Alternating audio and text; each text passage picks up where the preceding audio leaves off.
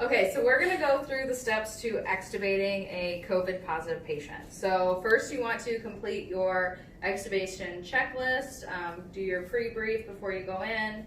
You want to don the appropriate PPE for airborne isolation. You're going to assess the sedation of your patient. The goal is for deep sedation, so your patient should already be on a Precedex drip, and then if you need more sedation, consider intermittent dosing of ketamine. So you want to elevate the head of the bed 30 degrees. You're going to increase the FiO2 to 100% on the Increasing ventilator. FiO2. You're going to place a disposable chuck pad onto the patient.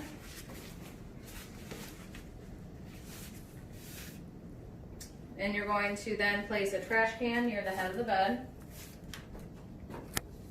You're going to take a clear plastic bag, trash bag, and you're going to want to cut it in order to make a plastic drape. So you're going to cut along the edge that is adhered together. And you're going to cut down one of the sides.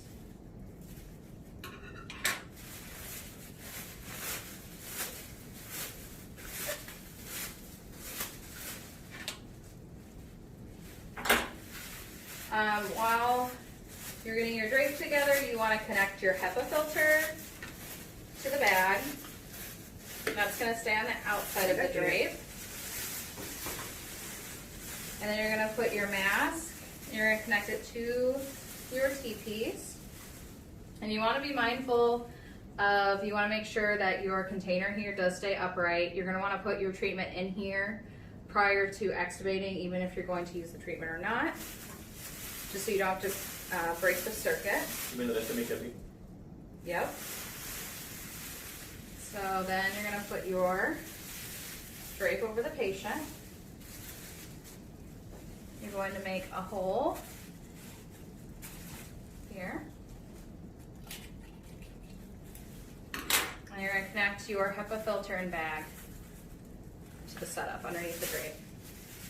So you want an extra set of hands to hold the piece under the drape.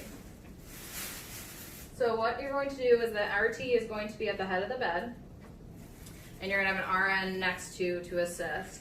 All other people in the room that are not essential are going to step away from the bedside. You're going to suction the nose and the mouth and the ET tube thoroughly. Suctioning. And at this point, you want to make sure that both the RN and the RT are double gloved before you're going to be taking out the ET tube. So you're going to place a nasal cannula on the patient,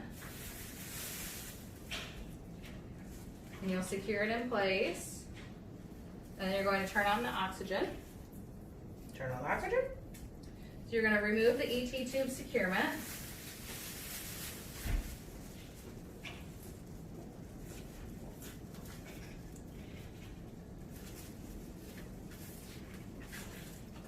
And then when the tape is off, the assistant will hold it. Put the vent in standby. Yep, so put the vent in standby. And then we're going to use hemostats to clamp the tube. And then you're going to take down the cuff. And then RT is going to pull the tube away from RT onto the disposable chuck pad. There we go. And then on the Joe remover gloves, onto the disposable chuck with the ET tube.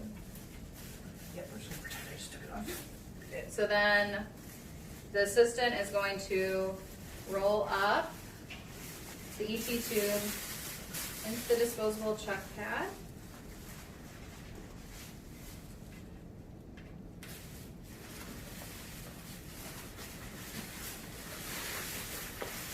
And place it into the garbage can.